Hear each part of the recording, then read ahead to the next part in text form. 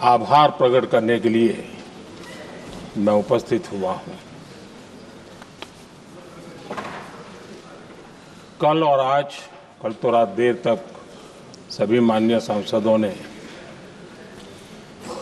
अपने विचारों से इस आभार प्रस्ताव को समृद्ध किया। कई माननीय अनुभवी सांसदों ने भी अपने विचार प्रकट किए और स्वाभाविक है कि लोकतंत्र की परंपरा भी है। जहां आवश्यकता था वहां प्रशंसा हुई, जहां परेशानी थी वहां कुछ नकारात्मक बातें भी हुई, लेकिन ये बहुत स्वाभाविक है। अध्यक्ष जी, मेरे लिए बहुत बड़ा सौभाग्य है कि देश की जनता ने मुझे 14वीं बार इस जगह पर बैठ करके राष्ट्रपति जी के उद्बोधन को आभार व्यक्त करने के लिए अवसर दिया है। और इसलिए मैं आज जनता जनार्दन का भी बड़े आदर के साथ आभार व्यक्त करना चाहता हूं। और सदन में चर्चा में जिन जिन लोगों ने हिस्सा लिया, चर्चा को समृद्ध किया, उन सब का भी मैं आभार व्यक्त करता हूं। आदरणीय सभापति जी, हम 2025 में हैं। एक प्रकार से 21वीं सदी का 25% हिस्सा बीत चुका है।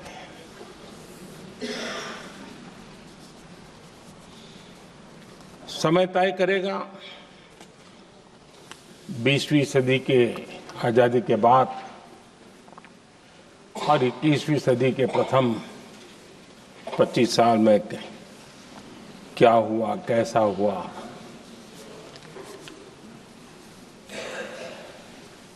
लेकिन इस राष्ट्रपति जी के संबोधन में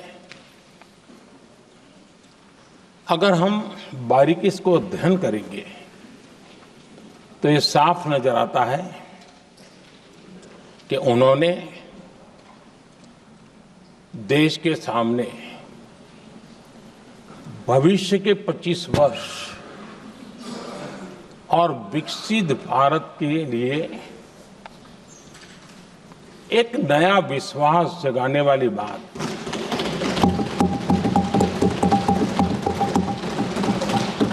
एक प्रकार से आदरणीय राष्ट्रपति जी का ये उद्बोधन विकसित भारत के संकल्प को मजबूती देने वाला है, नया विश्वास पैदा करने वाला है और जन सामान्य को प्रेरित करने वाला है। आदरणीय सभापति जी, सारे अध्ययन बार बार ये कह चुके हैं कि गत 10 वर्ष में देश की जनता ने हमें सेवा करने का मौका दिया। 25 करोड़ देशवासी गरीबी को परास्त करके गरीबी से बाहर निकले।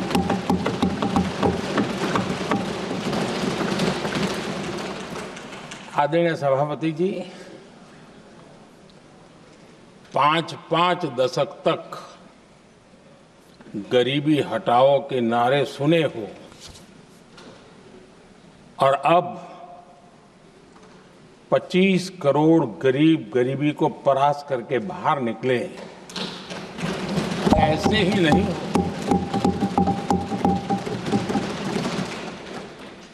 योजनाबद्ध तरीके से, समर्पित भाव से,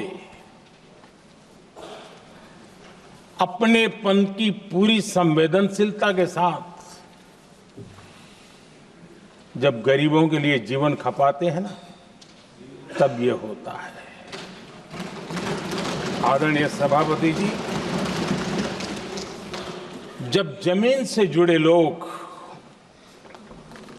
जमीन की सच्चाई को जानते हुए जमीन पर जीवन खपाते हैं, तब जमीन पर बदलाव निश्चित होके रहता है।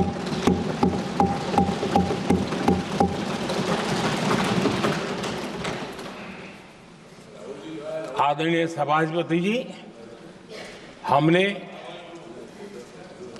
गरीब को झूठे नारे नहीं, हमने सच्चा विकास दिया।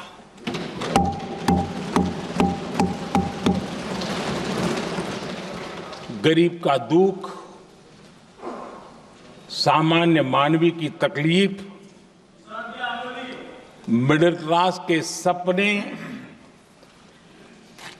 ऐसे ही नहीं समझे जाते हैं। आदरणीय सभापति जी, इसके लिए एक जज्बा चाहिए।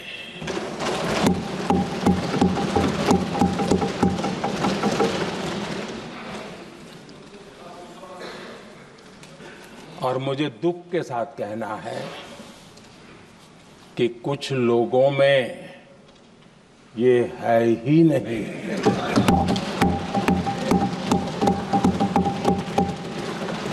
आदरणीय सभापति जी, बारिश के दिनों में कच्ची छत, फुसकी, प्लास्टिक की चादर वाली छत, उससे नीचे जीवन गुजारना कितना मुश्किल होता है। पल पल सपने रौंद दिए जाते हैं, ऐसे पल होते हैं, ये हर कोई नहीं समझ सकता। आदरणीय सभापति जी, अब तक गरीबों को 4 करोड़ घर मिले हैं।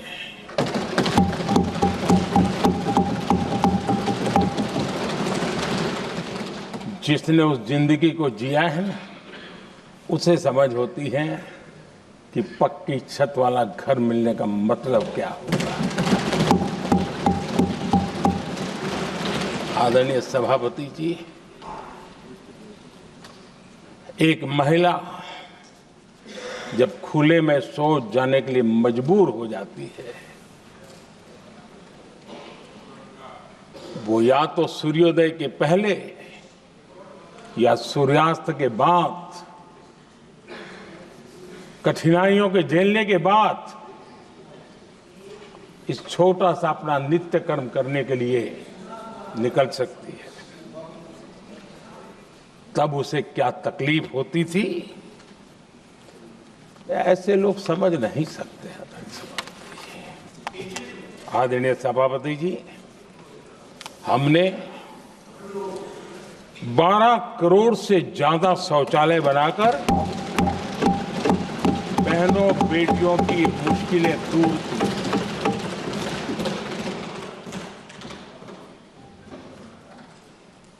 आदरणीय सभापति जी, आजकल मीडिया में ज्यादा ही चर्चा हो रही है, सोशल मीडिया में और अधिक हो रही है। कुछ नेताओं का फोकस घरों में जकूजी पर, स्टाइलिश शावर्स पर, लेकिन हमारा फोकस तो हर घर जल पहुंचाने पर है।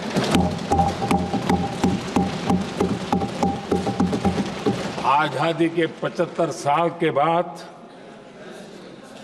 देश में 75% करीब 16 करोड़ से भी ज्यादा घरों के पास जल का करने के लिए नल का कनेक्शन नहीं था। हमारी सरकार ने 5 साल में 12 करोड़ परिवारों को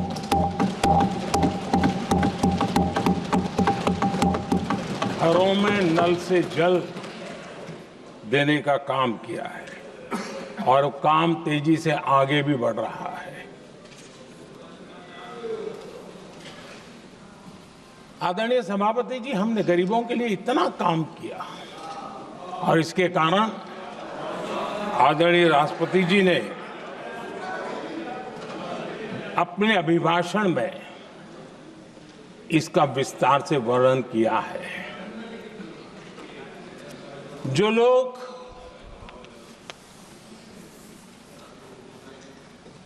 गरीबों की झोपड़ियों में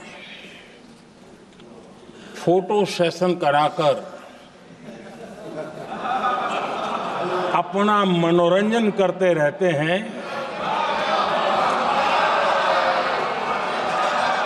उन्हें संसद में गरीबों की बात बोरिंग ही लगेगी।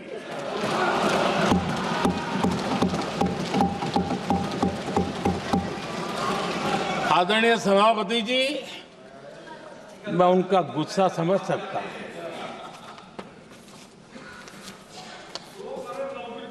आदरणीय सभापति जी,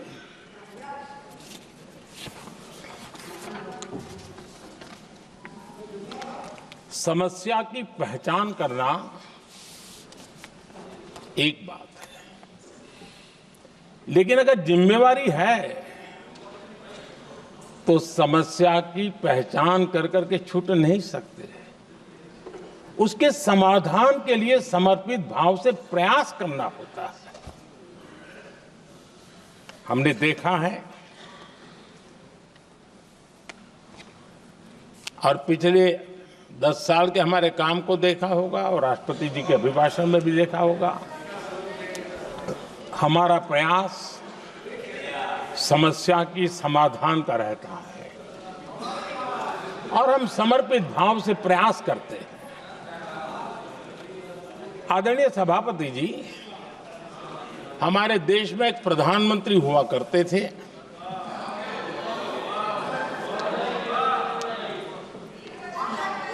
उनको मिस्टर क्लीन करने कहने की एक फैशन हो गई थी। उस प्रधानमंत्री जी को मिस्टर क्लीन कहने की फैशन हो गई थी। उन्होंने एक समस्या को पहचाना था और उन्होंने कहा था कि दिल्ली से 1 रुपया निकलता है तो गांव में 15 पैसा पहुंचता है। अब उस समय तो पंचायत से लेकर पार्लियामेंट तक एक ही पार्टी का राज था।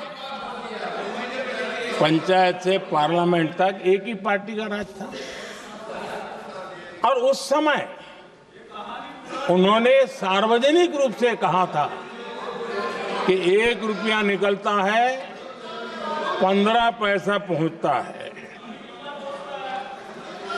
बहुत गजब की हाथ सफाई थी।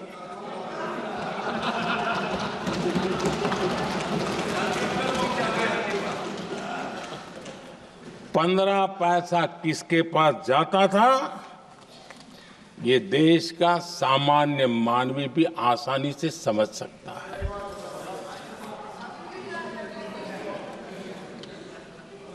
आदरणीय सभापति जी, देश ने हमें अवसर दिया, हमने समाधान खोजने का प्रयास किया।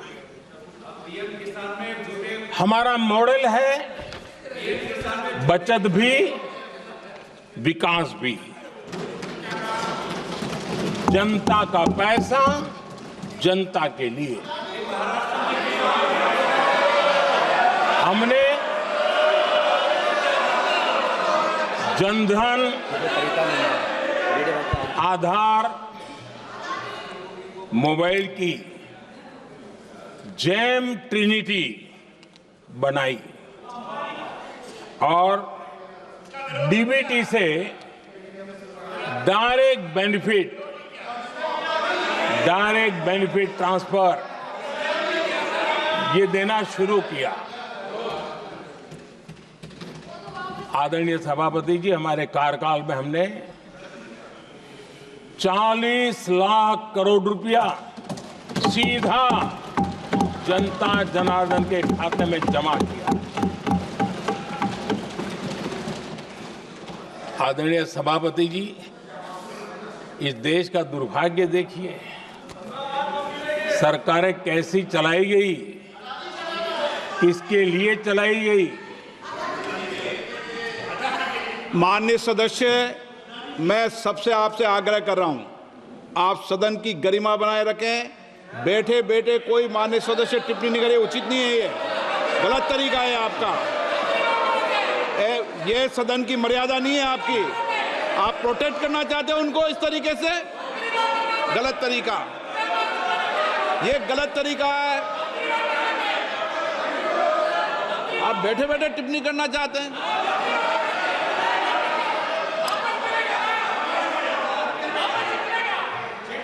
आदरणीय सभापति जी,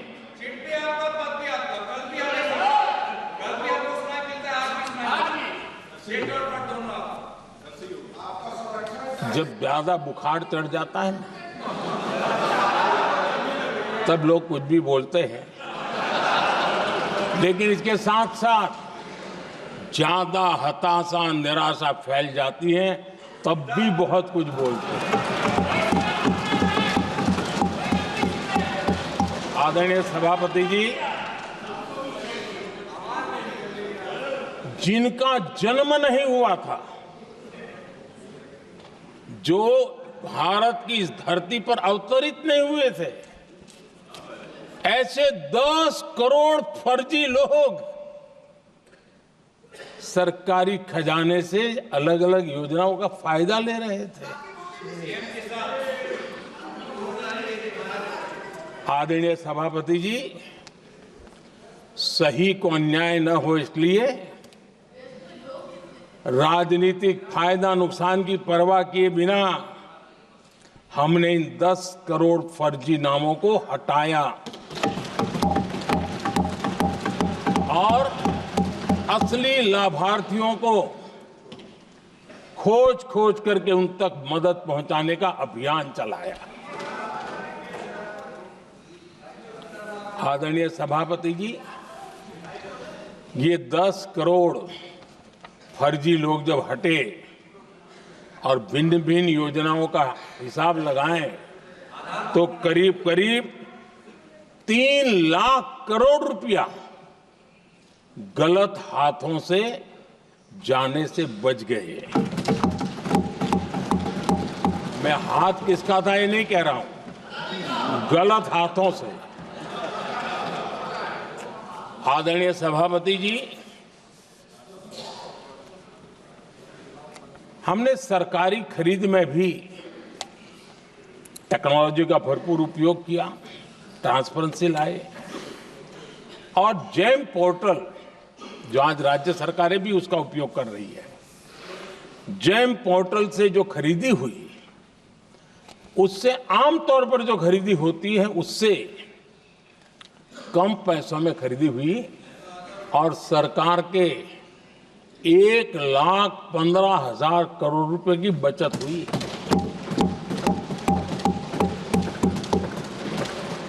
आदरणीय सभापति जी, हमारी स्वच्छता अभियान का बहुत मजाक उड़ाया गया, ऐसा जैसे हमने कोई पाप कर दिया, कोई गलती कर दी, न जाने क्या क्या कहा जाता था। लेकिन आज मुझे संतोष से कहना है कि इन सफाई के कारण हाल के वर्षों में सिर्फ सरकारी दफ्तरों से जो कबाड़ बेचा गया ना, उसमें 2300 करोड़ रुपया सरकार को मिले हैं। महात्मा गांधी ट्रस्टीशिप के सिद्धांत की बात करते थे। वो कहते थे कि हम ट्रस्टी हैं, ये संपत्ति जनता जनार्दन की है और इसलिए हम पाई पाई को एक ट्रस्टीशिप के सिद्धांत के आधार पर बचाने की और सही जगह पर उपयोग करने का प्रयास करते हैं। और तब जाकर के स्वच्छता अभियान से कबाड़ बेचकर 2300 करोड़ रुपया देश की सरकार के खजाने में आ रहा है।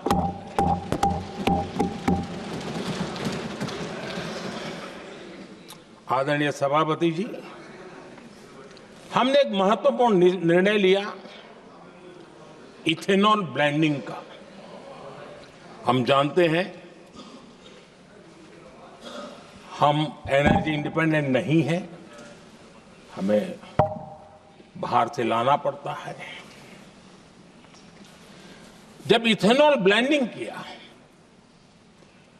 और हमारे पेट्रोल डीजल की आय कम हुई, उस एक निर्णय से 1 लाख करोड़ रुपए का फर्क पड़ा है।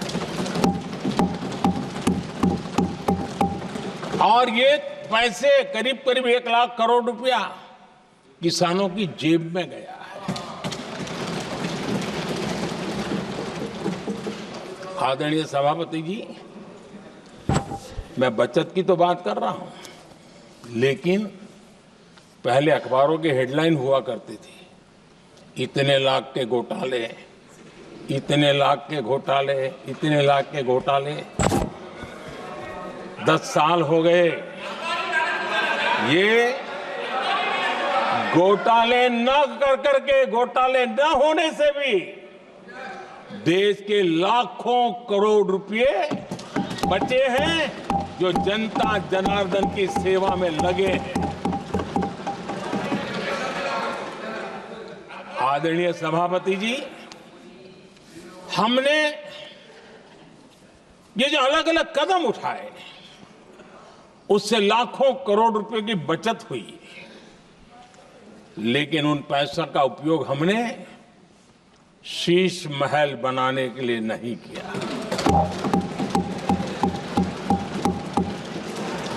इसका उपयोग हमने देश बनाने के लिए किया है। इंफ्रास्ट्रक्चर का बजट 10 साल पहले 1,80,000 करोड़ था, हमारे आने से पहले। आदरणीय सभापति जी, आज 11 लाख करोड़ रुपया इंफ्रास्ट्रक्चर का बजट है। और इसलिए राष्ट्रपति जी ने भारत की नींव कैसी मजबूत हो रही है, इसका वर्णन इसमें किया है। रोड हो, हाईवे हो, रेलवे हो, ग्राम सड़क हो, इन सभी कामों के लिए विकास की एक मजबूत नींव रखी गई है। आदरणीय सभापति जी, सरकारी खजाने में बचत हुई वो तो एक बात है और वो करना भी चाहिए, जैसा मैंने ट्रस्टीशिप की बात कही। लेकिन हमने इस बात पर भी ध्यान रखा है कि जन सामान्य के उनको भी बचत का लाभ मिलना चाहिए। योजनाएं ऐसी हो ताकि जनता को भी बचत हो। और आपने देखा होगा आयुष्मान भारत योजना,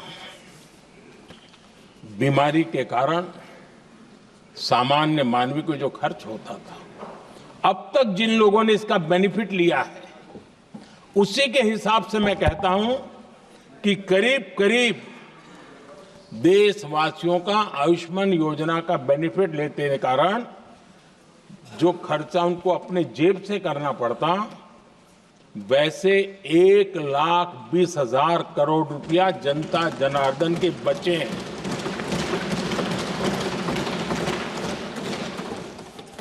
ये आवश्यक है कि अब जैसे जन औषधि केंद्र, आज मध्यम वर्ग के परिवार में 60-70 साल उम्र के परिवार के स्वजन हो तो स्वाभाविक है कोई न कोई बीमारी आ ही जाती है, दवाई का खर्चा भी होता है, दवाएं महंगी भी होती है। हमने जब से जन औषधि केंद्र खोले हैं जिसमें 80% डिस्काउंट होता है और उसके कारण जिन परिवारों ने इन जन औषधि केंद्रों से दवाइयां ली हैं उनके करीब करीब 30,000 करोड़ रुपए दवाई को खर्चा बचा।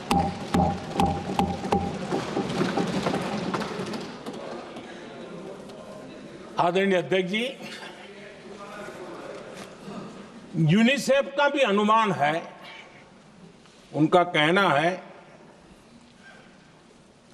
कि जिसके घर में स्वच्छता और टॉयलेट बना, उन्होंने इसका बड़ा सर्वे किया था, उस परिवार को करीब करीब साल भर में 70,000 रुपए की बचत हुई है। स्वच्छता अभियान कहो, टॉयलेट बनाने का काम कहो, शुद्ध जल पहुंचाने का काम करो, कितना बड़ा फायदा हमारे सामान्य परिवार को हो रहा है। आदरणीय अध्यक्ष जी, नल से जल, मैंने प्रारंभ में उसका उल्लेख किया। WHO की एक रिपोर्ट आई है। WHO का कहना है कि नल से जल शुद्ध पानी मिलने के कारण उन परिवारों में जो अन्य बीमारियों के खर्चे होते थे, औसत 40,000 रुपया परिवार का बचा है।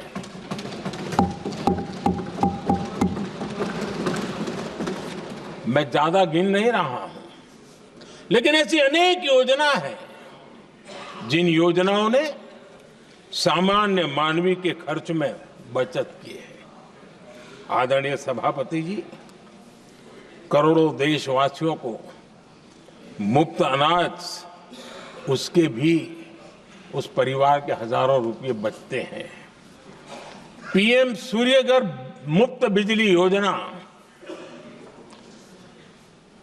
जहां जहां ये योजना लागू हुई है, इन परिवारों को औसतन साल भर के 25 से 30,000 रुपये बिजली की बचत हो, पैसों में बचत हो रही है, खर्च में बचत हो रही है। और अगर ज्यादा बिजली है तो बेच करके कमाई कर रहा है वो अलग, यानी सामान्य मानवीय की बचत भी।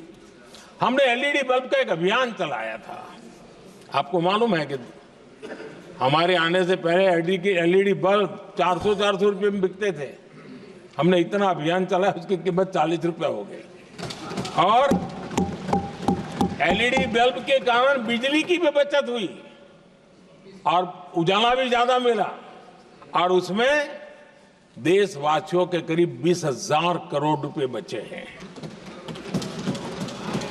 आदरणीय सभापति जी, जिन किसानों ने सॉइल हेल्थ कार्ड का वैज्ञानिक तरीके से उपयोग किया है, उनको बहुत फायदा हुआ है और ऐसे किसानों को प्रति एकड़ 30,000 रुपए की बचत हुई है। आदरणीय अध्यक्ष जी, बीते 10 साल में इनकम टैक्स को कम करके भी हमने मिडिल क्लास की बचत को बढ़ाने का काम किया है। आदरणीय अध्यक्ष जी, 2014 के पहले ऐसे बम गोले फेंके गए, बंदूक की ऐसी गोलियां चलाई गई कि देशवासियों का जीवन छलनी कर दिया गया था। हमने धीरे धीरे उन घावों को भरते भरते आगे बढ़े। 2 लाख रुपया 2013-14 में 2 लाख रुपए, सिर्फ 2 लाख रुपए, उस पर इनकम टैक्स माफी थी। और आज 12 लाख रुपए संपूर्ण रूप से इनकम टैक्स से मुक्ति।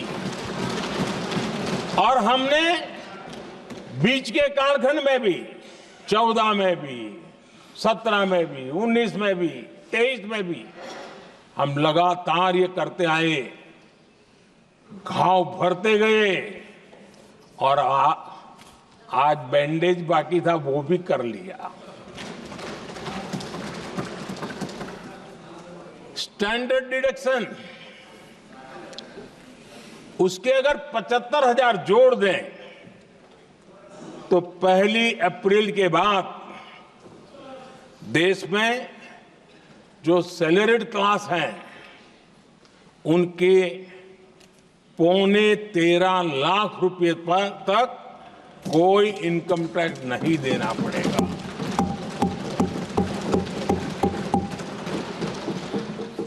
आदरणीय सभापति जी, आप जिस समय युवा मोर्चा में काम करते थे तब एक बात आप सुनते होंगे, पढ़ते भी होंगे। एक प्रधानमंत्री आए दिन 21वीं सदी बोला करते थे। एक प्रकार से रट गया था, तकिया कलाम जैसा हो गया था, तो बोलते थे 21वीं सदी। जब इतनी बार बोला जाता था तो उस समय टाइम्स ऑफ इंडिया में आर.के. लक्ष्मण ने एक बड़ा शानदार कार्टून बनाया था। वो कार्टून बड़ा इंटरेस्टिंग था। उस कार्टून में एक हवाई जहाज है, एक पायलट है। अब उन्होंने पायलट क्यों पसंद किया वो तो मुझे मालूम नहीं। कुछ पैसेंजर बैठे थे और हवाई जहाज एक ठेले पे रखा हुआ था और मजदूर ठेले को धक्का मार रहे थे और 21वीं सदी लिखा हुआ था।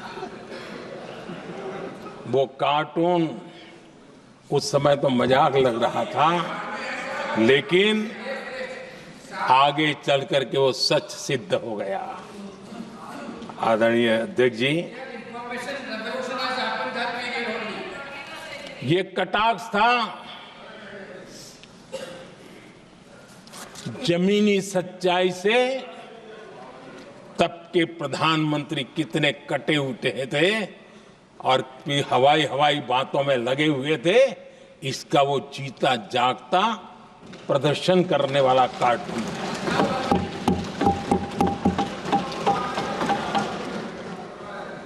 आदरणीय अध्यक्ष जी, जिन्होंने तब 21वीं सदी की बातें की थी, वो 20वीं सदी की जरूरतों को भी पूरा कर नहीं पाए थे। आदरणीय अध्यक्ष जी, आज जब मैं देखता हूं, पिछले 10 साल से सारी बीतों को बारीकी से देखने का अवसर मिला है, तो मुझे बड़ा दर्द होता है। हम 40-50 साल लेट हैं, जो काम 40-50 साल पहले हो जाने चाहिए थे। और इसलिए ये साल जब 2014 से देश की जनता ने हमको सेवा का अवसर दिया, हमने ज्यादा से ज्यादा युवाओं पर फोकस किया। हमें युवाओं की आकांक्षाओं पर बल दिया। हमने युवाओं के लिए ज्यादा अवसर बनाए। हमने कई क्षेत्रों को खोल दिया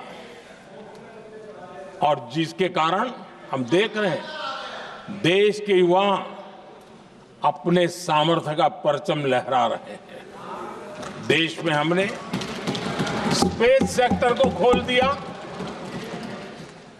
डिफेंस सेक्टर को खोला, सेमीकंडक्टर मिशन लेकर के आए इनोवेशन को बढ़ावा देने के लिए अनेक नई योजनाओं को हमने आकार दिया। स्टार्टअप इंडिया इकोसिस्टम पूरा डेवलप किया और इस बजट में भी आदरणीय अध्यक्ष जी एक बहुत महत्वपूर्ण निर्णय हुआ है। 12 लाख की आय पर इनकम टैक्स की माफी, ये समाचार इतना बड़ा बन गया कि बहुत सी महत्वपूर्ण चीजों पर अभी भी कुछ लोगों का ध्यान नहीं गया है। वो महत्वपूर्ण निर्णय हुआ है। हमने न्यूक्लियर एनर्जी सेक्टर को ओपन कर दिया और इसके दूरगामी सकारात्मक प्रभाव और परिणाम देश को देखने के लिए मिलने वाले हैं। आदरणीय अध्यक्ष जी, AI, 3D printing, robotics, virtual reality की चर्चा हम तो गेमिंग का भी महात्मा क्या होता है इसके लिए भी प्रयास करने वाले लोगों में से। मैंने देश के नौजवानों से कहा है कि दुनिया का गेमिंग क्रिएशन का, क्रिएटिविटी वर्ल्ड का कैपिटल भारत क्यों न बने। और मैं देख रहा हूं बहुत तेजी से हमारे लोग काम कर रहे हैं।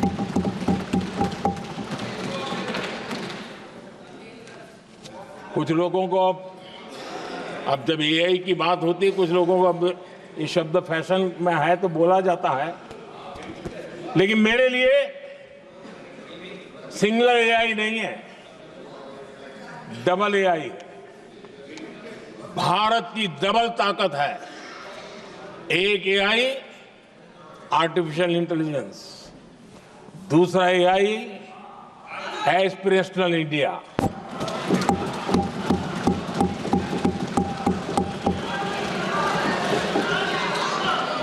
हमने स्कूलों में 10,000 टिंकरिंग लैब्स शुरू किए और आज उन टिंकरिंग लैब से निकले बच्चे रोबोटिक्स बना करके लोगों को चकित कर रहे हैं। और इस बजट में 50,000 नए टिंकरिंग लैब्स उसका प्रावधान किया गया। भारत वो देश है जिसके इंडिया एआई मिशन को लेकर के पूरी दुनिया बहुत आशावादी है और विश्व के एआई प्लेटफॉर्म में भारत की मौजूदगी एक महत्वपूर्ण स्थान प्राप्त कर चुकी है।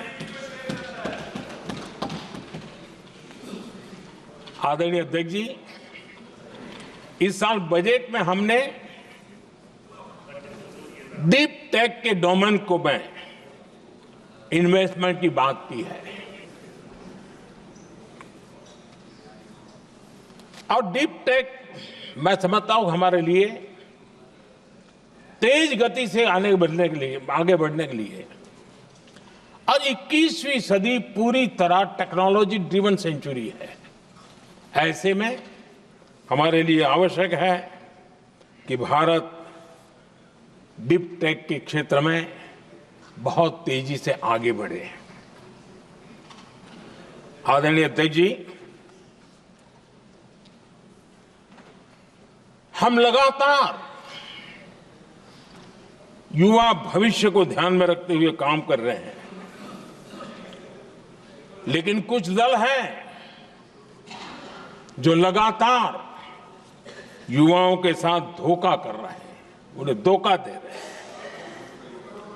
ये दल चुनाव के दरमियान ये भत्ता देंगे, वो भत्ता देंगे, वादा तो करते हैं लेकिन पूरा नहीं करते हैं। ये दल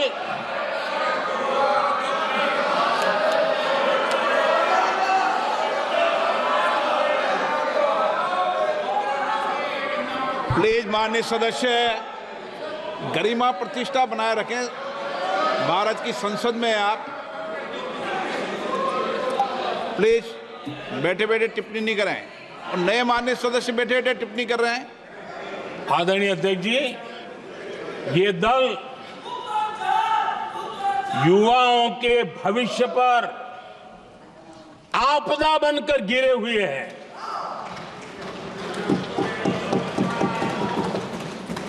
आदरणीय अध्यक्ष जी, हम कैसे काम करते हैं ये हरियाणा में अभी अभी देश ने देखा है। बिना खर्ची, बिना पर्ची नौकरी देने का वादा किया था, सरकार बनते ही नौकरी मिल गई नौजवानों को। हम जो कहते हैं उसी का परिणाम है। आदरणीय अध्यक्ष जी, हरियाणा में तीसरी बार भव्य विजय और हरियाणा में के इतिहास में तीसरी बार विजय, ये अपने आप में ऐतिहासिक घटना है। आदरणीय अध्यक्ष जी, महाराष्ट्र में भी ऐतिहासिक परिणाम, जनता जनार्दन के आशीर्वाद। महाराष्ट्र के इतिहास में सत्ता पक्ष के पास इतनी सीटें पहली बार, ये जनता जनार्दन के आशीर्वाद से हम करके आए हैं।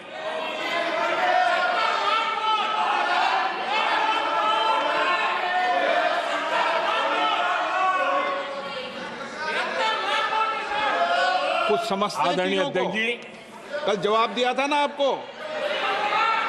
चलिए। आदरणीय राष्ट्रपति जी ने अपने अभिभाषण में हमारे संविधान के 75 वर्ष होने पर भी विस्तार से चर्चा की है। आदरणीय अध्यक्ष जी, संविधान में जो धाराएं हैं उसके साथ साथ संविधान का एक स्पिरिट भी है, और संविधान को मजबूती देने के लिए संविधान की भावना को जीना पड़ता है। और मैं आज उदाहरणों के साथ बताना चाहता हूं। हम वो लोग हैं जो संविधान को जीते हैं।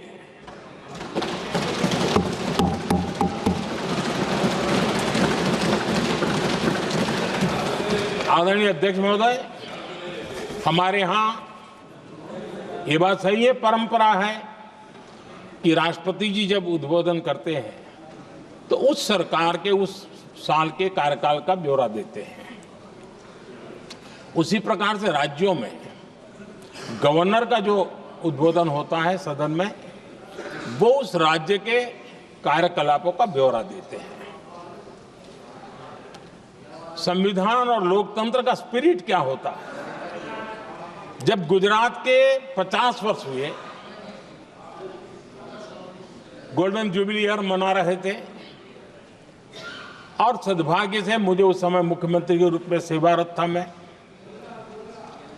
तो हमने एक महत्वपूर्ण निर्णय किया। हमने किया इस गोल्डन जुबली ईयर में पिछले 50 वर्ष में सदन में जितने भी गवर्नर के भाषण हुए हैं, मतलब उस समय की सरकारों का ही वाहवाही उसमें होती है, हमने कहा कि उन 50 साल में जितने भी गवर्नर के भाषण हुए हैं सबको ही एक पुस्तक के रूप में तैयार किया जाए, ग्रंथ बनाया जाए, और आज सभी लाइब्रेरीज में वो ग्रंथ अवेलेबल है। मैं तो बीजेपी वाला था, गुजरात में तो ज्यादातर कांग्रेस की सरकारें रही थी, उन सरकारों के गवर्नर के भाषण थे, लेकिन उसको भी प्रसिद्ध कराने का काम भाजपा से बना एक मुख्यमंत्री कर रहा था। क्यों? हम संविधान को जीना जानते हैं, हम संविधान को समर्पित है, हम संविधान के स्पिरिट को समझते हैं। आदरणीय अध्यक्ष जी, आप जानते हैं 2014 में जब हम आए तब मान्य विपक्ष नहीं था, रिकॉग्नाइज्ड अपोजिशन पार्टी नहीं थी, उतने अंक भी लेकर के कोई नहीं आए थे। भारत के अनेक कानून ऐसे थे कि हमें पूरी स्वतंत्रता थी उस कानून के हिसाब से काम करने की। अनेक कमेटियां ऐसी थी जिसमें लिखा था लीडर ऑफ द अपोजिशन उसमें आएंगे, लेकिन अपोजिशन था ही नहीं, रिकॉग्नाइज्ड अपोजिशन नहीं था। ये हमारा संविधान जीने का स्वभाव था, ये हमारा संविधान का स्पिरिट था, ये हमारी लोकतंत्र की मर्यादाओं का पालन करने का इरादा था। हमने तय किया कि भले मान्य विपक्ष नहीं होगा, रिकॉग्नाइज्ड अपोजिशन नहीं होगा, लेकिन जो सबसे बड़े दल का सब नेता है उसको मीटिंगों में बुलाएंगे। ये लोकतंत्र का स्पिरिट होता है, तब होता है।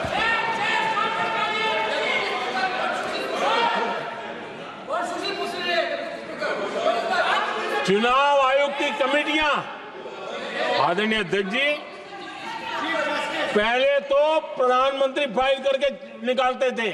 ये हम हैं जिसने अपोजिशन के लीडर को भी उस कमेटी में बिठाया है।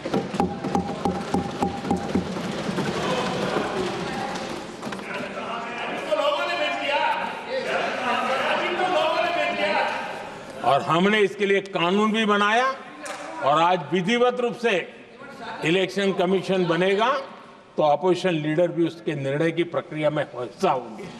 ये काम हम करते हैं और ये मैंने पहले ही कहा, हम इसलिए करते हैं कि हम संविधान को जीते हैं। आदरणीय अध्यक्ष जी, दिल्ली में आपको कई स्थान ऐसे मिलेंगे जहां कुछ परिवारों ने अपने म्यूजियम बना करके रखे हुए हैं।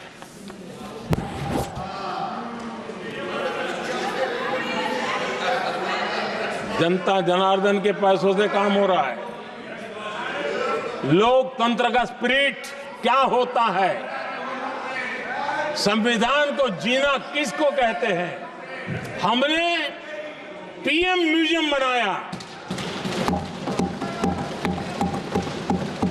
और देश के पहले से लेकर के मेरे पूर्व तक के सभी प्रधानमंत्रियों के जीवन को और उनके कार्य को उस पीएम म्यूजियम बनाया गया है।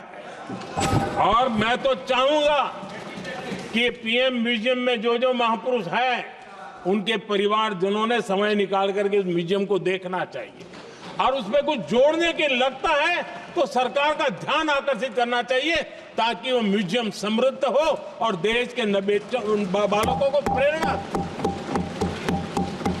ये होता है संविधान की भावना। अपने लिए तो सब करते हैं, खुद के लिए जीने वालों की जमात बहुत छोटी नहीं है। संविधान के लिए जीने वाले यहां बैठे हैं।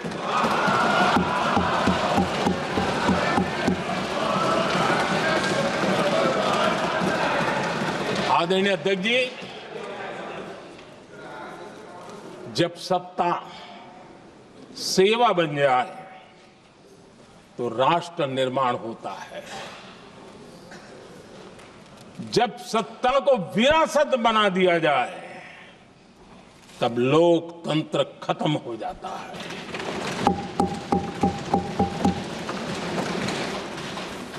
आदरणीय अध्यक्ष जी,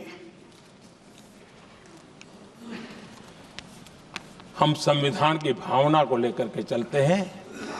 हम जहर की राजनीति नहीं करते हैं।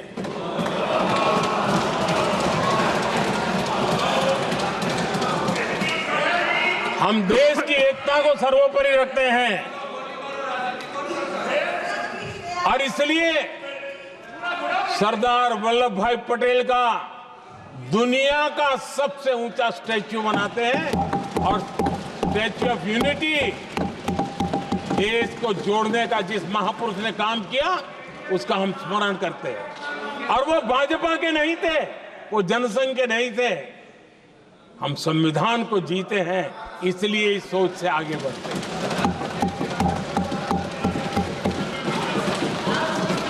आदरणीय अध्यक्ष जी, ये देश का दुर्भाग्य है कि आजकल कुछ लोग अर्बन नक्सल की भाषा खुलेआम बोल रहे हैं।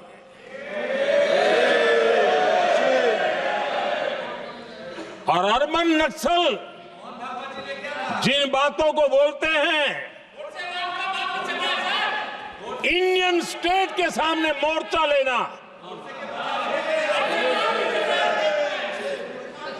ये अर्बन नक्सल की भाषा बोलने वाले, इंडियन स्टेट के खिलाफ लड़ाई की घोषणा करने वाले न संविधान को समझ सकते हैं, न देश की एकता को समझ सकते हैं।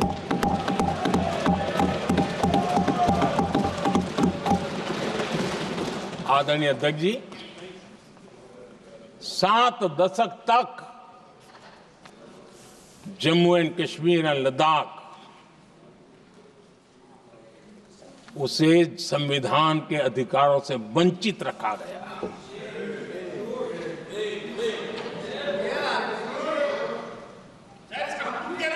यह संविधान के साथ भी अन्याय था और जम्मू कश्मीर और लद्दाख के लोगों के साथ भी अन्याय था। हमने आर्टिकल 370 की दीवार गिरा दी।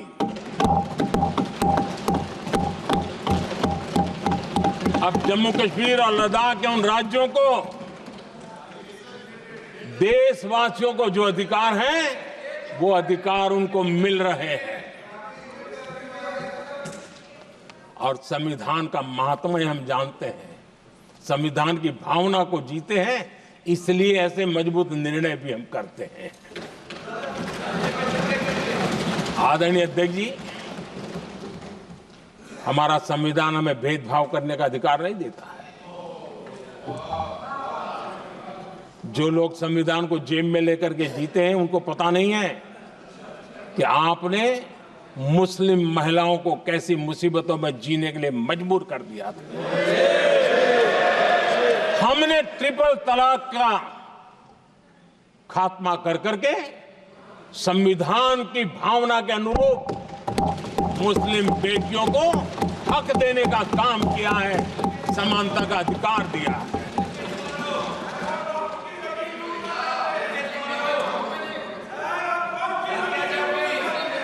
जब भी देश में एनडीए की सरकार रही है, हमने एक लंबे विजन के साथ काम किया है। पता नहीं देश को बांटने के लिए किस किस प्रकार की भाषाओं का प्रयोग किया जा रहा है। हताशा, निराशा पता नहीं उनको कहां तक ले जाएगी, लेकिन हमारी सोच कैसी है, एनडीए के साथी मिलकर के किस दिशा में सोचते हैं। हमारे लिए जो पीछे है, जो आखिरी है, और महात्मा गांधी जी ने जो कहा था, उसकी तरफ हमारा ध्यान ज्यादा है। और उसी का परिणाम है कि अगर हम मंत्रालयों की रचना करते हैं, तो भी मंत्रालय कौन सा बनाते हैं? पूर्वोत्तर के लिए अलग मंत्रालय बनाते हैं।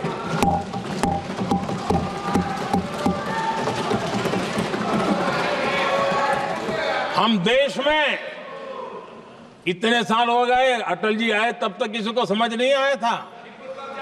भाषण तो देते रहते हैं, आदिवासियों के लिए अलग मंत्रालय एनडीए ने बनाया। आदरणीय अध्यक्ष जी, हमारे दक्षिण के राज्य समुद्री तट से जुड़े हैं, हमारे पूर्व के कई राज्य समुद्री तट से जुड़े हैं। वहां के समाज में फिशरीज का काम और फिशरमैन की संख्या बहुत बड़ी तादाद में है, उनका भी ख्याल रखना चाहिए। और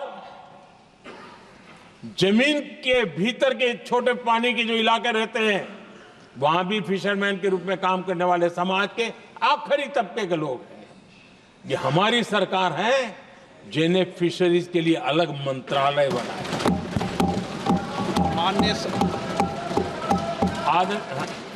माननीय सदस्यों, अगर सभा की सहमति हो तो सभा की कार्रवाई इस विषय की समाप्ति तक बढ़ा दी जाए। माननीय प्रधानमंत्री जी। आदरणीय अध्यक्ष जी, समाज के दबे कुचले वंचित लोग, इनके अंदर एक सामर्थ्य होता है। अगर स्किल डेवलपमेंट पर बल दिया जाए तो उनके लिए नए अवसर बन सकते हैं, उनकी आशा आकांक्षा अनुरूप जिंदगी बना सकते हैं। और इसलिए हमने अलग स्किल मंत्रालय बनाया। आदरणीय अध्यक्ष जी, देश में लोकतंत्र का पहला धर्म होता है कि हम सत्ता को सामान्य से सामान्य नागरिक तक उसका अवसर मिले। और इस बात को ध्यान में रखते हुए भारत के कोऑपरेटिव सेक्टर को और समृद्ध बनाने के लिए और तंदुरुस्त बनाने के लिए देश के करोड़ों लोगों को जोड़ने का उसमें अवसर है। अनेक क्षेत्रों में कोऑपरेटिव मूवमेंट को बढ़ाया जा सकता है और उसको ध्यान में रखते हुए हमने अलग कोऑपरेटिव मंत्रालय बनाया। विजन क्या होता है ये यहां पता चलता है। आदरणीय अध्यक्ष जी, जाति की बातें करना कुछ लोगों के लिए फैशन बन गई है। पिछले 30 साल से सदन में आने वाले ओबीसी समाज के सांसद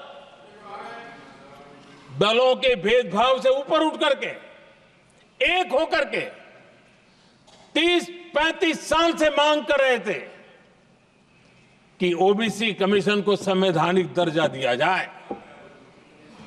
जिन लोगों को आज जातिवाद में मलाई दिखती है, उनको उस समय ओबीसी समाज की याद नहीं आई। ये हम हैं जिन्होंने ओबीसी समाज को संवैधानिक दर्जा दिया। पिछड़ा वर्ग आयोग आज संवैधानिक व्यवस्था में जो है। आदरणीय अध्यक्ष जी, हर सेक्टर में एससी, एसटी, ओबीसी को ज्यादा से ज्यादा अवसर मिले, उस दिशा में हमने बहुत मजबूती के साथ काम किया है। मैं आज इस सदन के माध्यम से देशवासियों को उनके सामने एक अहम सवाल रखना चाहता हूं। और अध्यक्ष महोदय, जरूर देशवासी मेरे इस सवाल पर चिंतन भी करेंगे और चौराहे पर चर्चा भी करेंगे। कोई मुझे बताएं, क्या एक ही समय में संसद में एससी वर्ग के एक ही परिवार के 3 सांसद कभी हुए हैं क्या? एससी वर्ग के एक ही परिवार के 3 सांसद कभी भी हुए क्या?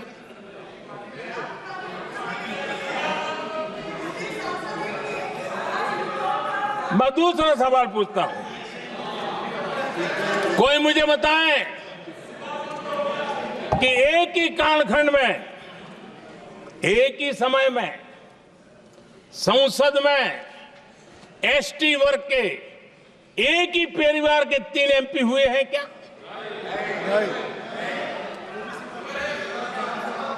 आदरणीय अध्यक्ष जी, कुछ लोगों की वाणी और व्यवहार में कितना फर्क होता है, मेरे एक सवाल के जवाब में मिला।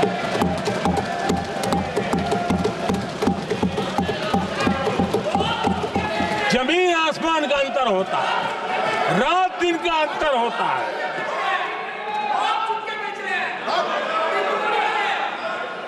आदरणीय अध्यक्ष जी, हम SC ST समाज को कैसे सशक्त कर रहे हैं? आदरणीय अध्यक्ष जी, समाज में तनाव पैदा किए बिना एकता की भावना को बरकरार रखते हुए समाज के वंचितों का कल्याण कैसे किया जाता है, इसका मैं एक उदाहरण देता हूं।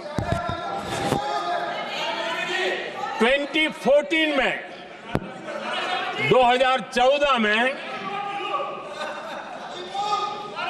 2014 से पहले हमारे देश में मेडिकल कॉलेजों की संख्या 387 थी। 2014 के पहले मेडिकल कॉलेज की संख्या 387 थी। आज 780 मेडिकल कॉलेज हैं।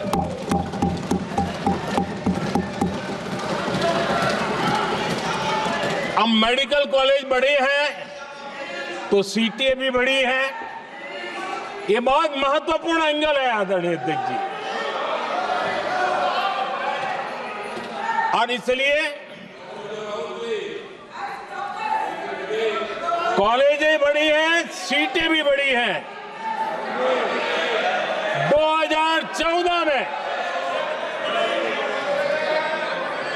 2014 में हमारे देश में SC छात्रों की 2014 से पहले हमारे देश में SC छात्रों की MBBS की सीट 7,700 थी। हमारे आने से पहले दलित समाज के हमारे 7,700 युवा डॉक्टर बनने की संभावना थी।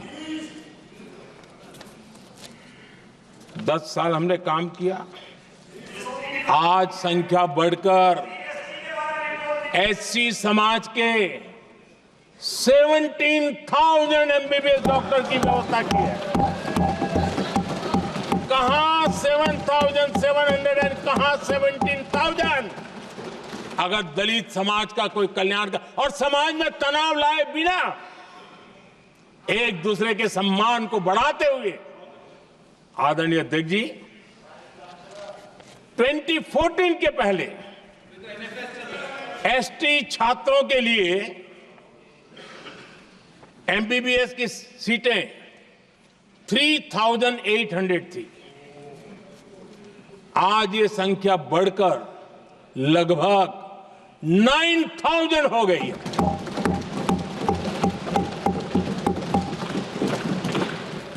ट्वेंटी 2014 के पहले OBC के छात्रों के लिए MBBS में 14,000 से भी कम, 14,000 से भी कम सीटें थी। आज इनकी संख्या लगभग 32,000 हो गई है। OBC समाज के 32,000 MBBS डॉक्टर बनेंगे। आदरणीय अध्यक्ष महोदय, पिछले 10 साल में हर सप्ताह एक नई यूनिवर्सिटी बनी है।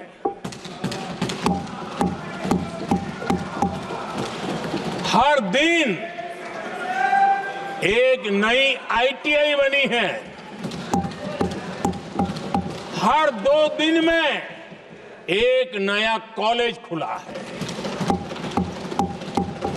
सोचिए, SC, ST, OBC हमारे युवा युवतियों के लिए कितने वृद्धि हुई है, इसका आप अंदाज लगा सकते हैं। आदरणीय अध्यक्ष जी, हम हर योजना के पीछे लगे हैं 100% सिचुएशन, 100% उसको लागू करें। उसके जो भी लाभार्थी हैं वो उसमें छूट न जाए, उस दिशा में हम काम कर रहे हैं। पहले,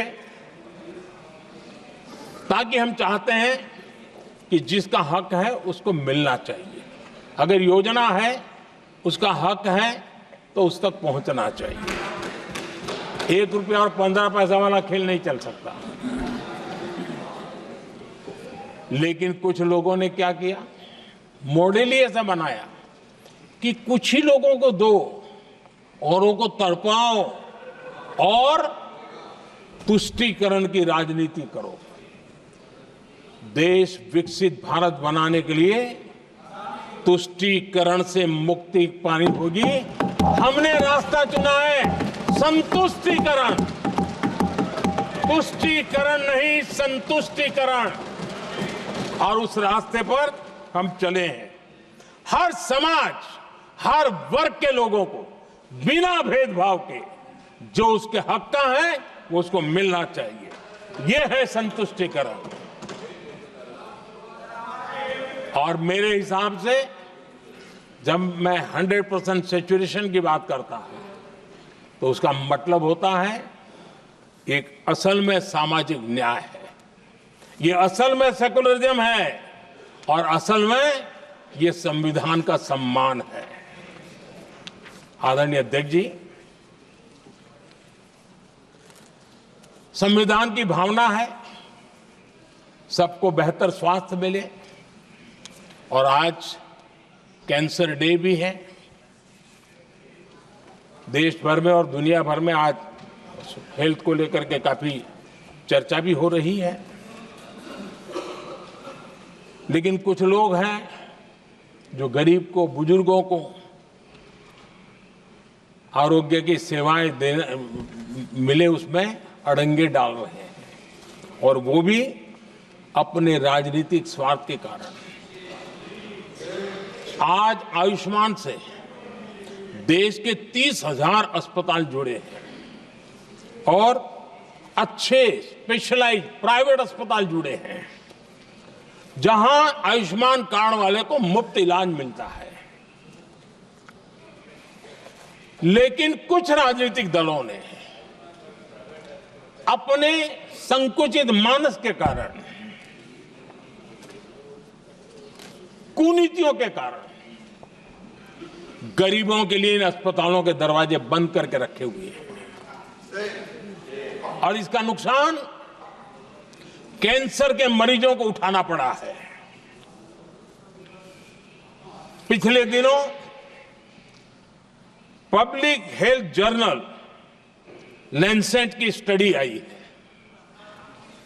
उसका कहना है कि आयुष्मान योजना से समय पर कैंसर का इलाज शुरू हो रहा है। सरकार कैंसर की जांच कराने के संबंध में बहुत ही गंभीर है, क्योंकि जितना जल्दी जांच हो, जितना जल्दी ट्रीटमेंट शुरू हो, हम कैंसर पेशेंट को बचा सकते हैं। और लैंसेट ने आयुष्मान योजना को क्रेडिट देते हुए कहा है कि भारत में इस दिशा में बहुत बड़ा काम हुआ है। आदरणीय अध्यक्ष जी, इस बजट में भी हमने कैंसर की दवाइयों को सस्ते करने की दिशा में बहुत बड़ा महत्वपूर्ण कदम उठाया।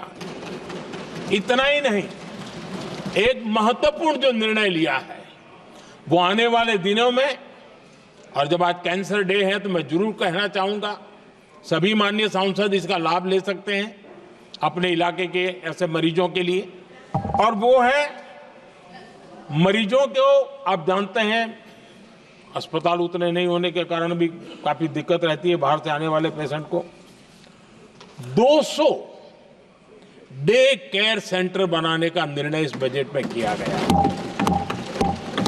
ये डे केयर सेंटर पेशेंट को भी, उसके परिवार को भी बहुत बड़ी राहत देने वाला काम करेगा। आदरणीय अध्यक्ष महोदय जी, राष्ट्रपति जी के भाषण की चर्चा के समय यहां विदेश नीति की भी चर्चा हुई, और कुछ लोगों को लगता है जब तक फॉरेन पॉलिसी नहीं बोलते तब तक वो मैच्योर नहीं लगते, इसलिए उनको लगता है फॉरेन पॉलिसी फॉरेन पॉलिसी तो बोलना चाहिए। फिर भले ही देश का नुकसान हो जाए। मैं ऐसे लोगों को जरा कहना चाहता हूं, अगर उन्हें सच में फॉरेन पॉलिसी सब्जेक्ट में रुचि है और फॉरेन पॉलिसी को समझना है और आगे जाकर के कुछ करना भी है, ये मैं शशि जी के लिए नहीं कह रहा हूं। तो मैं ऐसे लोगों को कहूंगा, एक किताब जरूर पढ़े। हो सकता है उनको बहुत, फिर कहाँ क्या बोलना उतनी समझ हो जाएगी। वो किताब का नाम है JFK's forgotten crisis. JF Kennedy की बात है। JFK's फॉरगॉटन क्राइसिस नाम की किताब है। ये किताब एक प्रसिद्ध फॉरेन पॉलिसी स्कॉलर ने लिखी है और इसमें महत्वपूर्ण घटनाओं का जिक्र है। इस किताब में भारत के पहले प्रधानमंत्री, और वो विदेश नीति को भी नेतृत्व करते थे,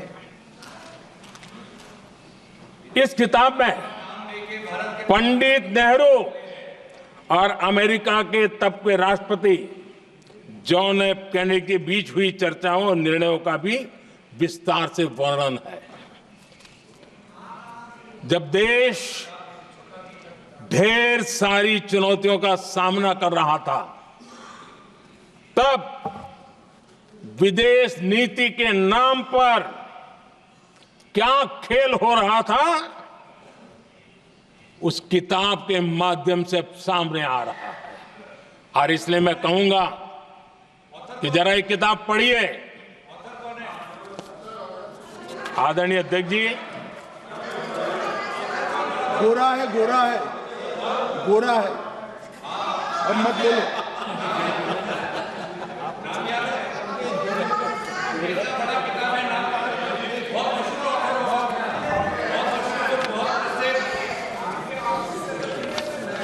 आदरणीय अध्यक्ष जी, राष्ट्रपति जी के अभिभाषण के बाद एक महिला राष्ट्रपति जी, एक गरीब परिवार की बेटी, उनका सम्मान न कर सके, आपकी मर्जी, लेकिन क्या क्या कहकर उनको अपमानित किया जा रहा है।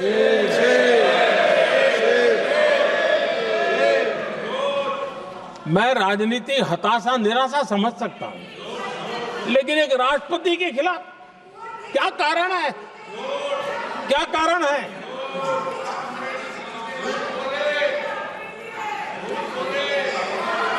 आदरणीय अध्यक्ष जी, आज भारत इस प्रकार की विकृत मानसिकता को छोड़ करके, उस सोच को छोड़ करके, विमेन लेड डेवलपमेंट के मंत्र को लेकर के आगे बढ़ रहा है। अगर आधी आबादी उसको अगर पूरा अवसर मिले तो भारत 2 गुनी रफ्तार से आगे बढ़ सकता है, और ये मेरा विश्वास है। 25 साल से इस क्षेत्र में काम करने के बाद मेरा विश्वास और दृढ़ हुआ है। आदरणीय अध्यक्ष जी, पिछले 10 साल में सेल्फ हेल्प ग्रुप्स अब तक 10 करोड़ नई महिलाएं एसएचजी में जुड़ी है,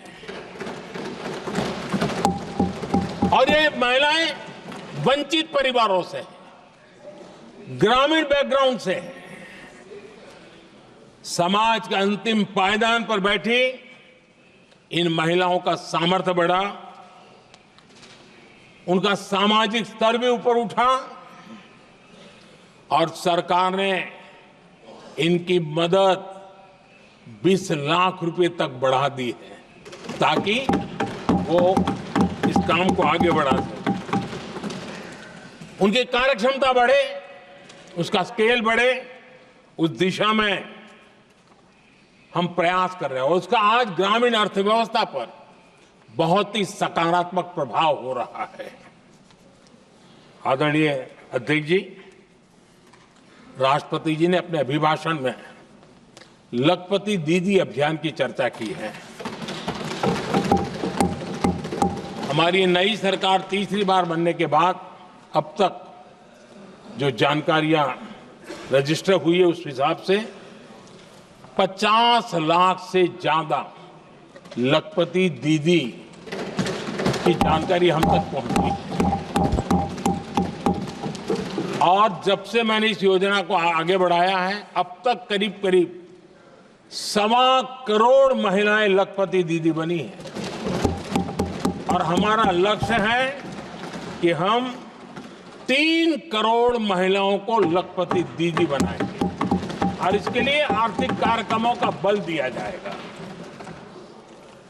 आदरणीय अध्यक्ष जी, आज देश के अनेक गांवों में ड्रोन दीदी की चर्चा हो रही है। एक मनोवैज्ञानिक परिवर्तन गांवों में आया है।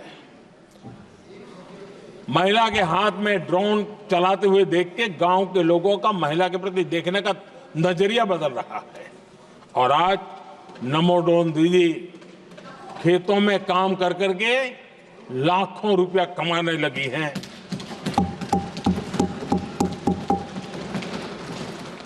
मुद्रा योजना भी नारी शक्ति के लिए उसके सशक्तिकरण की बहुत बड़ी भूमिका अदा कर रहा है। करोड़ों महिलाएं पहली बार मुद्रा योजना लेकर के उद्योग के अंदर अपने कदम रखे हैं और उद्योगपति की भूमिका में आई है। आदरणीय अध्यक्ष जी, 4 करोड़ परिवारों को जो घर दिए, उसमें से करीब करीब 75% मकान ऐसे हैं जिसके मालिकाना हक महिलाओं को मिला है। आदरणीय अध्यक्ष जी, ये बदलाव 21वीं सदी के सशक्त भारत की नींव रख रहा है। आदरणीय अध्यक्ष जी, विकसित भारत का लक्ष्य ग्रामीण अर्थव्यवस्था उसको सशक्त बिना किए बिना हम विकसित भारत का निर्माण नहीं कर सकते। और इसलिए रूरल इकोनॉमी के हर क्षेत्र को हमने स्पर्श करने का प्रयास किया है। और हम जानते हैं रूरल इकोनॉमी में खेती किसानी का बहुत महत्व रहता है। विकसित भारत के 4 स्तंभों में हमारा किसान एक मजबूत स्तंभ है। बीते दशक में खेती के बजट में 10 गुना वृद्धि की गई है, 10 टाइम। 2014 के बाद की बात मैं बताता हूं, और ये बहुत बड़ा जंप है। आदरणीय अध्यक्ष जी, आज जो लोग यहां किसान की बातें करते हैं, 2014 से पहले यूरिया मांगने पर लाठी पड़ती थी, रात रात कतारों में खड़ा रहना पड़ता था। और वो जमाना था जब खाद किसानों के नाम पर निकलती थी, लेकिन खेत में नहीं पहुंचती थी, कहीं और ही काले बाजारी में, और 1 रुपया 15 पैसा वाला हाथ की सफाई का खेल चलता था। आज किसान को पर्याप्त खाद मिल रही है। कोविड का महासंकट आया, सारी सप्लाई चेन डिस्टर्ब हो गई, दुनिया में अनाप शनाप दाम बढ़ गए, और परिणाम ये हुआ कि क्योंकि हम यूरिया पर डिपेंडेंट हैं, हमें बाहर से लाना पड़ता है। आज भारत सरकार को जो बोरा यूरिया का 3000 रुपए में पड़ता है, सरकार ने वो झेला और किसान को 300 से भी कम कीमत पर दिया है, 300 रुपए से कम। किसान को ज्यादा से ज्यादा फायदा हो, इसके लिए लगातार हम काम कर रहे हैं। आदरणीय अध्यक्ष जी, किसानों को सस्ती खाद मिले, इस एक काम के लिए पिछले 10 साल में 12 लाख करोड़ रुपया खर्च किया गया है।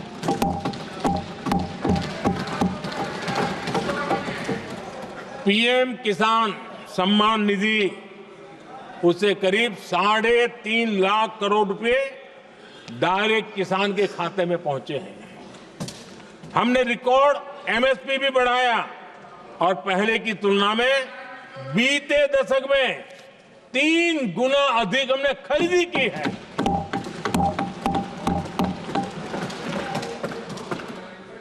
किसान को ऋण मिले, आसान ऋण मिले, सस्ता ऋण मिले, उसमें भी 3 गुना वृद्धि की गई है। पहले प्राकृतिक आपदा में किसान को अपने हाल पर छोड़ दिया जाता था। हमारे सेवा काल के दौरान पीएम फसल बीमा के तहत 2 लाख करोड़ रुपए किसानों को मिले हैं।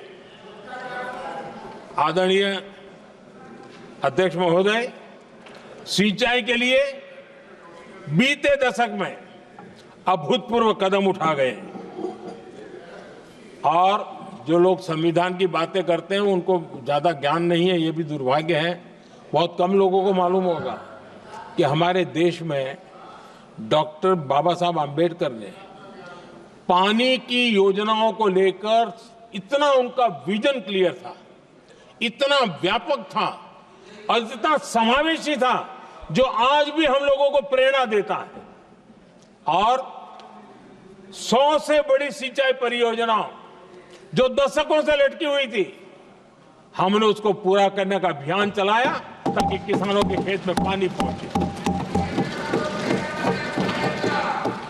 बाबा साहब का विजन था नदियों को जोड़ने का। नदियों जोड़ने की वकालत बाबा साहब आम्बेडकर ने की थी, लेकिन सालों तक, दशकों दशक बीत गए, कुछ नहीं हुआ। आज हमने केन बेतवा लिंक प्रोजेक्ट और पार्वती काली सिंह चंबल लिंक प्रोजेक्ट पर काम शुरू कर दिया और मैं तो गुजरात में कई नदियों को इस प्रकार से जोड़ करके नदियों को जिंदा करने का काम करने का मेरा सफल अनुभव भी रहा है। आदरणीय अध्यक्ष महोदय, हर देशवासी का इस सपना होना चाहिए, हम सबका सपना होना चाहिए कि दुनिया के हर डाइनिंग टेबल पर made in India food packet क्यों न हो। आज मुझे खुशी होती है जब भारत की चाय, इसके साथ साथ अब हमारी कॉफी भी दुनिया में अपनी महक फैला रही है, बाजारों में धूम मचा रही है। इवन हमारा टर्मरिक कोविड के बाद सबसे ज्यादा मांग बढ़ी है। आदरणीय अध्यक्ष जी, आप जरूर देखेंगे आने वाले समय में हमारा प्रोसेस सी फूड, और जिसको लेकर कुछ लोगों को पता नहीं कब क्यों दर्द हुआ, बिहार का मखाना दुनिया में पहुंचने वाला है।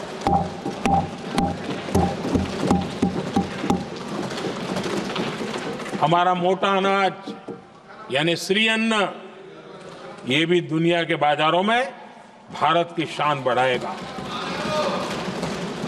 आदरणीय अध्यक्ष महोदय, विकसित भारत के लिए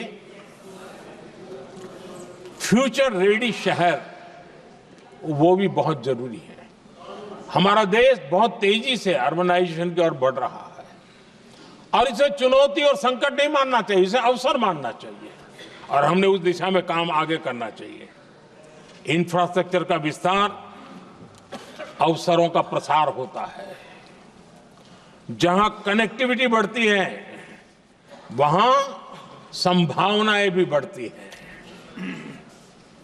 दिल्ली यूपी को जोड़ने वाली पहली नमो रेल,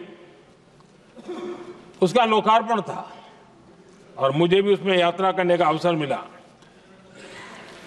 ऐसी कनेक्टिविटी, ऐसा इंफ्रास्ट्रक्चर भारत के सभी प्रमुख शहरों को पहुंचे, ये हमारी आने वाले दिनों की जरूरत है और हमारी दिशा है।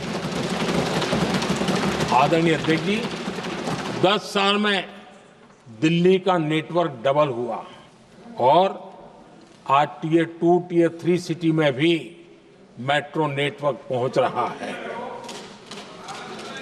आज हम सभी गर्व कर सकते हैं, आज भारत का मेट्रो नेटवर्क 1000 किलोमीटर पार कर गया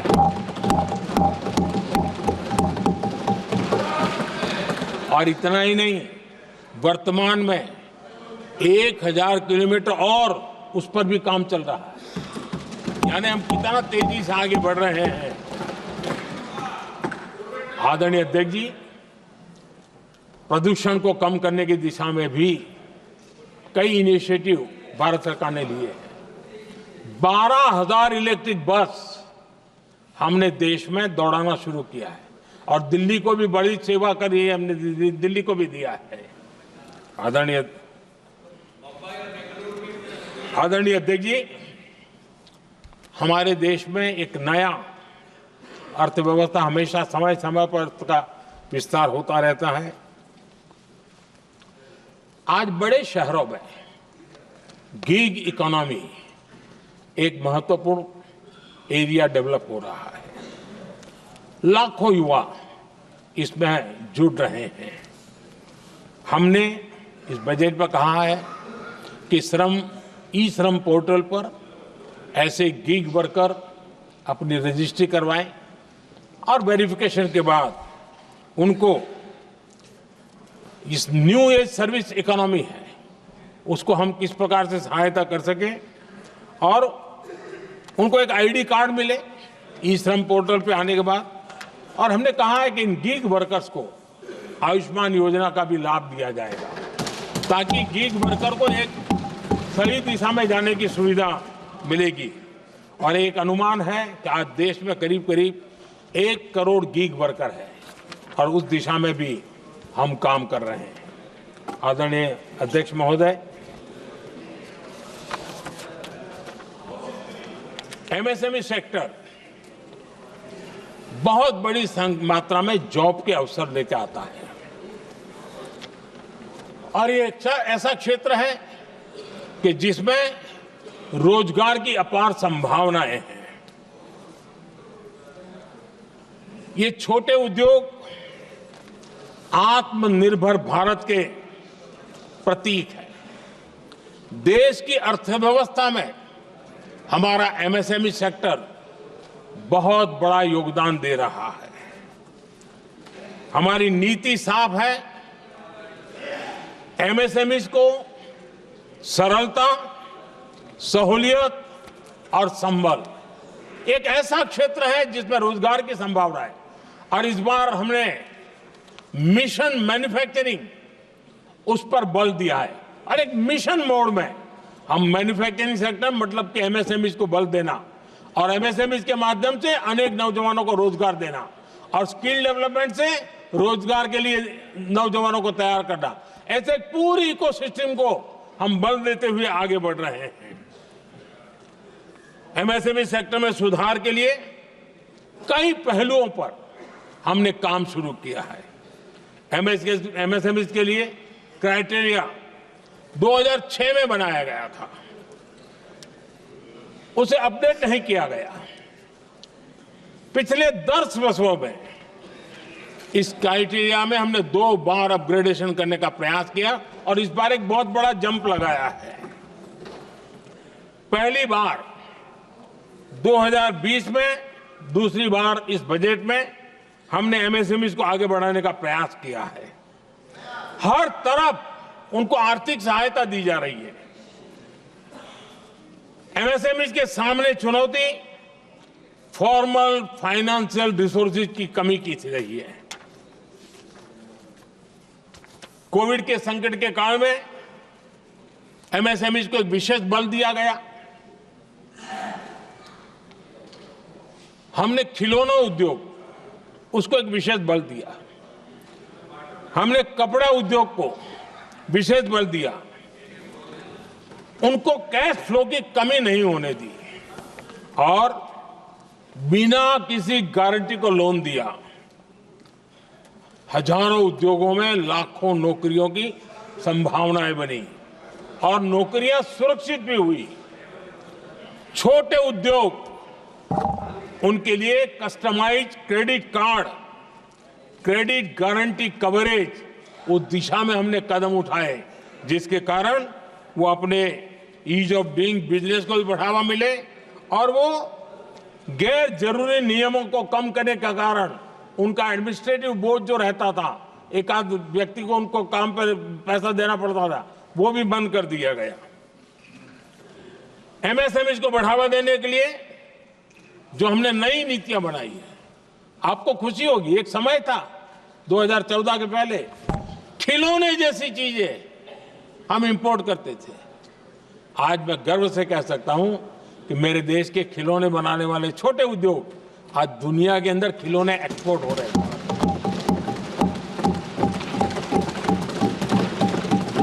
और आयात में बहुत बड़ी गिरावट आई है। निर्यात में करीब 239% वृद्धि हुई है। एमएसएमई के जरिए संचालित ऐसे कई सेक्टर्स हैं जो दुनिया भर में अपनी पहचान बना रहे हैं। मेड इन इंडिया कपड़े, इलेक्ट्रॉनिक्स, इलेक्ट्रिकल गुड्स के सामान आज दूसरे देशों के जीवन का हिस्सा बन रहा है। आदरणीय अध्यक्ष जी, विकसित भारत के सपने को पूरा करने के लिए देश आगे बढ़ रहा है और बड़े आत्मविश्वास के साथ आगे बढ़ रहा है। विकसित भारत का सपना ये कोई सरकारी सपना नहीं होता है, वो 140 करोड़ देशवासियों का सपना है और इस सपने को हम सब ने जितनी ऊर्जा दे सकते हैं देने का प्रयास करना है। और दुनिया में उदाहरण है, 20-25 साल के कालखंड में दुनिया के कई देश विकसित बनकर के दिखाया है। तो भारत के पास तो सामर्थ्य अपार है। हमारे पास डेमोग्राफी है, डेमोक्रेसी है, डिमांड है, हम क्यों नहीं कर सकते? इस विश्वास के साथ हमें आगे बढ़ना है और हम भी 2047 जब देश आजाद होगा, तब आजादी के 100 साल होंगे तब हम विकसित भारत बन के रहेंगे। ये सपने लेकर के चलना चाहिए।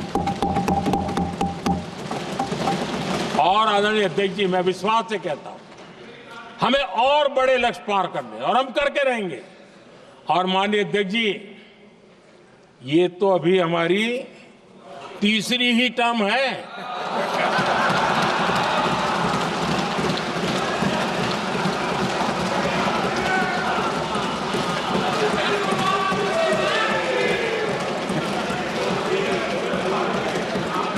हम देश की आवश्यकता के अनुसार आधुनिक भारत बनाने के लिए, सक्षम भारत बनाने के लिए और विकसित भारत का संकल्प साकार करने के लिए हम आने वाले अनेक वर्षों तक जुटे रहने वाले हैं।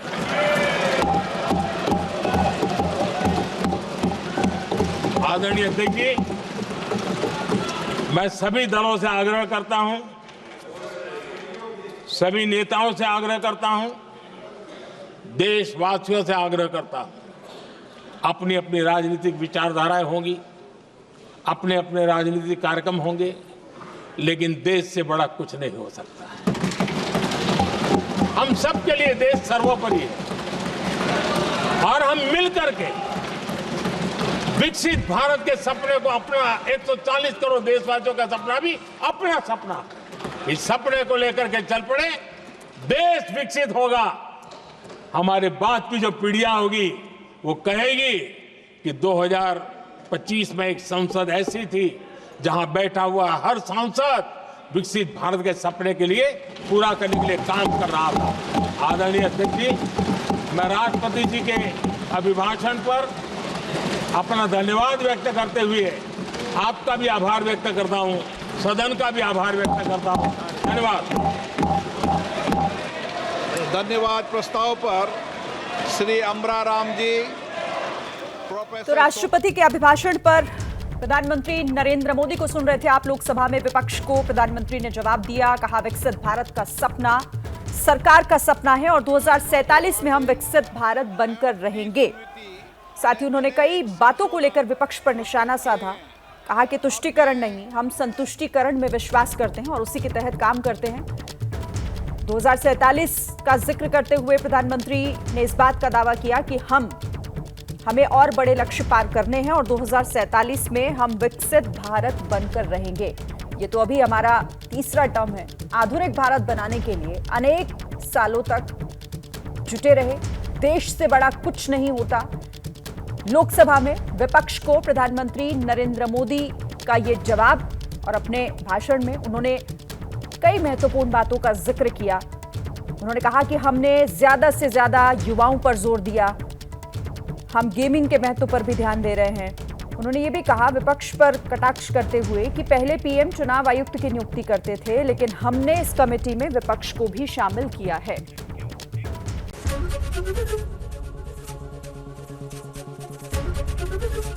एबीपी गंगा, खबर आपकी, जुबान आपकी।